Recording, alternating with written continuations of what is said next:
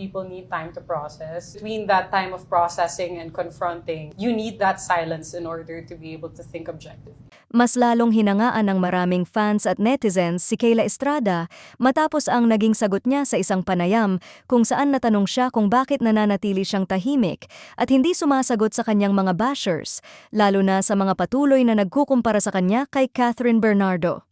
Sa halip na patulan ng intriga at negatibong komento, mahinahon at matalino ang naging tugon ni Kayla. You need that silence to be able to think objectively.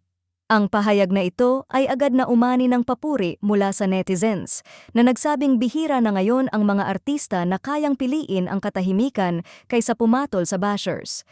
Para sa marami, ipinakita ni Kayla ang kanyang maturity at emotional intelligence, lalo na't hindi biro ang mga natatanggap niyang komento online.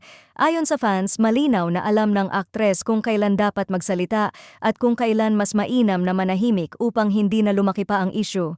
Matatandaang naging sentro rin ng diskusyon ang pangalan ni Kayla dahil sa mga isyong nag-uugnay sa kanya kay Daniel Padilla, lalo na't may mga fans na hayagang nagsasabing hindi nila gusto ang ideya ng relasyon ng dalawa. Dahil dito, hindi na iwasang ikumpara siya kay Catherine Bernardo, ang dating karelasyon ni Daniel, na itinuturing ng marami bilang standard pagdating sa mga naging partner ng aktor.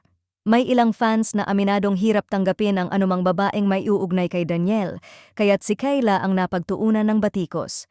Sa kabila ng lahat ng ito, pinili ni Kayla na huwag makisawsaw sa online negativity. Ayon sa kanyang mga taga-suporta, ang kanyang pananahimik ay hindi kahinaan kundi isang malinaw na desisyon para protektahan ang kanyang sarili at ang kanyang kapayapaan. May mga netizens pang nagsabi na mas lalong naging classy ang dating ni Kayla dahil hindi niya kailangang ipagtanggol ang sarili sa pamamagitan ng social media. At para sa kanyang fans, iyon mismo ang dahilan kung bakit mas lalo siyang nirerespeto at hinahangaan ngayon.